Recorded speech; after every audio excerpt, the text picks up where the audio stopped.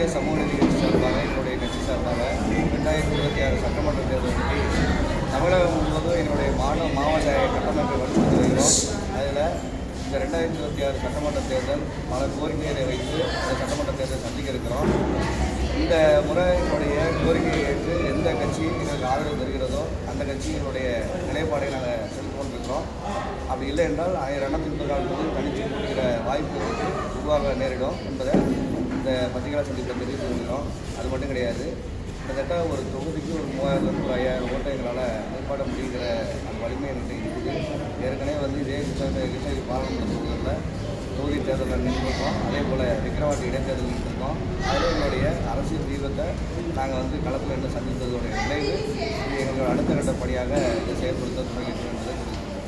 இன்றைக்கி கிட்டத்தட்ட கிருஷ்ணகிரி மாவட்டத்தில் ஒரு மிகப்பெரிய ஒரு ஆர்ப்பாட்டத்தை கூட்டத்தை ஏற்பாடு பண்ணியிருக்கிறோம். அந்த கூட்டத்தில் மிக முக்கியமான ஒரு 7 தீர்மானத்தை நிறைவேற்றிருக்கிறோம். அந்த தீர்மானத்தின் அடிப்படையில் மிக விரைவாக எங்களுடைய பொதுக்குழு கூட்டி முக்கிய தீர்மானங்களை நிறைவேற்றிருக்கிறோம். இந்த கூட்டணி பேச்சுவார்த்தை நடத்திட்டு இருக்கிறாங்க சார். சில கட்சிகள் கூப்பிட்டுருக்காங்க, பேசிக்கிட்டு இருக்கோம். அதனுடைய நிலைப்பாடை ஜனவரி மாதத்தில் தெரிவிக்கிறோம். நீங்கள் ஏதாச்சும் ஐடியா வேறு கட்சிக்கு போகிற மாதிரி இந்த கட்சி கூட்டம் நல்லா இருக்கும், அந்த கட்சி கொள்கை சார்ந்து இல்லை நாங்கள் இப்போ கூட்டணி சார்பாக போக வாய்ப்பு இருக்குது, தனியாக போகிறதுக்கு வாய்ப்பு கிடையாது. ஏன்னா இது ஒரு மாபெரும் இயக்கமாக உருவாக்கிட்டு இருக்குது. இது கிளை கழகம் வரைக்கும் போய் சென்றதுனால எந்த நேரங்கள்லையும் எங்களுடைய கட்சி வலிமையை காட்டுறதுக்கு தயாராக இருக்கும்போது இன்னொரு கட்சிக்கு போக வேண்டிய அவசியம்.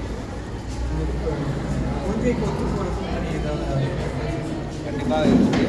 நாங்கள் கேட்டிருக்க கோரிக்கைகள் இதுவரைக்கும் யாருமே அரசு கொண்டு போய் சேர்க்கலை. பல சங்கங்கள் பல சமுதாயங்கள் போய் சேர்க்கலை. எல்லா தொழில் சார்ந்து இருக்கக்கூடிய சமுதாயம், அதே போல் ஒடுக்கப்பட்ட மறுக்கப்பட்ட சமுதாயத்தினுடைய அடிப்படை விஷயத்தை நாங்கள் கோரிக்கையாக கொடுக்குறோம். அது புதிதாக இருக்கிறனால எந்த ஒரு அரசியல் இயக்கம் எங்களுக்கு ஆதரவு இருக்கோ நான் தயாராக ஆளுங்கட்சிக்கு எதிரான நிலைப்பாடு இதுவரைக்கும் யாருக்கும் எதிரான நிலைப்பாடு எடுக்கலை. எங்களை எடுக்கிற அளவுக்கு யாரும் கொண்டு வேணாம் நினைக்கிறேன்.